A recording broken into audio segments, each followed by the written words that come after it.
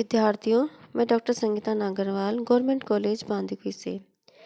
पिछले वीडियो में हम चर्चा कर रहे थे अकबर की धार्मिक नीति की। और अकबर की धार्मिक नीति की चर्चा करते हुए हमने बताया था कि अकबर की धार्मिक नीति को किन किन तत्वों ने प्रभावित किया और इसके अतिरिक्त अकबर की धार्मिक नीति का विकास और स्वरूप कैसे हुआ, विकास किस तरह से हुआ और उसका स्वरूप क्या था। इसकी चर्चा करते हुए हमने बताया था कि अकबर ने अपनी धार्मिक नीति का विकास करने हेतु सबसे पहले उसने हिंदू राजकुमारियों से विवाह किया। इसके अलावा उसने जजिया और तीर्थ यात्रा करके समाप्ति की। तीसरा, उसने उच्च पदों पर हिंदुओं को नियुक्त किया। चौथा, उसने धार्मिक स्वतंत्रता प्रदान की। पांचवा, धर्म परिवर्तन पर रोक लगाई। छठा, हिंदू धर्म ग्रंथों का उसने अनुवाद करवाया। सातवां, हिंदू प्रथाओं तथा त्योहारों को अपनाया।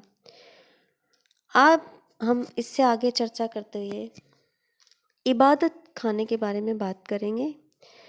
तो इबादत खाना, जिसको हम सर्वधर्म संसद कहते हैं, तो देखिए इस स्लाइड में आपको इबादत खाना दिखाई दे रहा है, जहाँ पर अकबर इस बीच वाले गोले पर स्वयं बैठता था और चारों तरफ अन्य धर्मों के विद्वान बैठा करते थे, जिनसे अकबर चर्चा करता था। अकबर बड़ी गंभीर और जिज्ञासु प्रवृत्ति का व्यक्ति था। अबुल फजल तथा बदायूं के ग्रंथों से इस बात की पुष्टि होती है कि अकबर का मन अक्सर विभिन्न धर्म के सिद्धांतों के विश्लेषण तथा सत्य की खोज में लगा रहता था। सत्य की खोज के प्रयास में ही उसने 1575 ईस्वी में फतेहपुर सीकरी में एक इबादत खाने की स्थापना की। यह इबादत खाना वही है जिसकी स्थापना अकबर ने फतेहपुर सीकरी में 1575 ईस्वी में की थी। इबादत खाना में इस्लाम धर्म के सिद्धांतों पर परिचर्चा एवं व्याख्यानों का आयोजन किया जाता था। अकबर स्वयं इन परिचर्चाओं तथा विश्लेषणों को सुनता था। शेख अब्दुल नबी और अब्दुल्ला जैसे प्रसिद्ध विद्वानों ने इन परिचर्चाओं में हिस्सा लिया। अकबर ने यह महसूस किया कि इस्लाम के सिद्धांतों और व्याख्याओं पर मुस्लिम विद्वानों और धर्माधिकारियों में न केवल मतभेद है, अपितु उनमें वह सहनशीलता और धैर्य भी नहीं है जिसका होना उनमें आवश्यक था। छोटी छोटी बातों पर ये विद्वान शालीनता की सीमाएं लांघ कर एक दूसरे को तुच्छ सिद्ध करने से नहीं चूकते थे। आखिर अकबर इस नतीजे पर पहुंचा कि सत्य उन लोगों की तू में कहीं बाहर है। अकबर ने सभी धर्म के मर्म को समझने तथा अपनी जिज्ञासाओं को शांत करने के लिए हिंदू, जैन, पारसी और ईसाई धर्म के विद्वानों से भी व्यक्तिगत मुलाकात की। विभिन्न धर्मों के विद्वानों से बातचीत के बाद अकबर को यह एहसास हो गया कि सत्य सभी धर्मों में है। 1578 में उसने इबादत खाने के दरवाजे सभी धर्मों के लिए खोल दिए। प्रोफेसर राय चौधरी के शब्दों में इबादत खाना अब सर्वधर्म संसद बन गया। आगे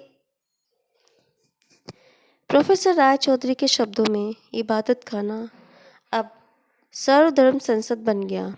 हिंदू धर्म का प्रतिनिधित्व पुरुषोत्तम और देवी जैसे विद्वानों ने किया, तो हीर, विजय, शांति चंद्र एवं जिन चंद्र सूर्य आदि ने जैन धर्म के बारे में व्याख्यान दिए। प्रसिद्ध पारसी विद्वान दस्तूर जी मेहर ने भी इबादत खाना की परिचर्चा में हिस्सा लिया। तो ये था इबादत खाना। आगे उन्होंने अपनी धार्मिक नीति का विकास करते हुए मजहर की घोषणा की, मजहर जारी किया। ये घटना है 1579 ईस्वी की। इबादत खाना में इस्लाम के सिद्धांत पर होने वाले विवादों में अकबर ने पाया कि मुस्लिम धर्मगुरु एक दूसरे पर क्रुद्ध हो जाते थे तथा कभी कभी बड़ी संकीर्णता का परिचय देते थे। ऐसे में उसने धार्मिक विवादों में अंतिम निर्णय देने का अधिकार स्वयं के पास रखने का निश्चय किया, क्योंकि इसे मतभेदों को कम किया जा सकता था। इस कार्य में शेख मुबारक तथा उसके दो पुत्रों अब्दुल फजल और फैजी ने बहुत सहयोग दिया। जून 1579 को अकबर ने फतेहपुर सीकरी की मस्जिद में स्वयं खुतबे को पढ़ा। खुतबा के अंतिम शब्द थे अल्लाहु अकबर, अर्थात अल्लाह ही सबसे बड़ा और महान है। इसके कुछ दिन बाद एक मजहर यानी प्रपत्र जारी किया गया, जिसके अनुसार भारत में इस्लाम संबंधी विवादों में निर्णय देने का अधिकार अकबर को दिया गया।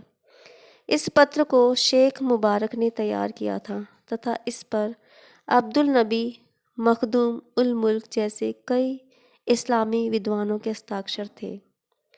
स्मिथ तथा वुलजले जैसे कुछ इतिहासकारों ने यह आरोप लगाया कि इस खुतबा और मजहर द्वारा अकबर पोप या पैगंबर बनना चाहता था।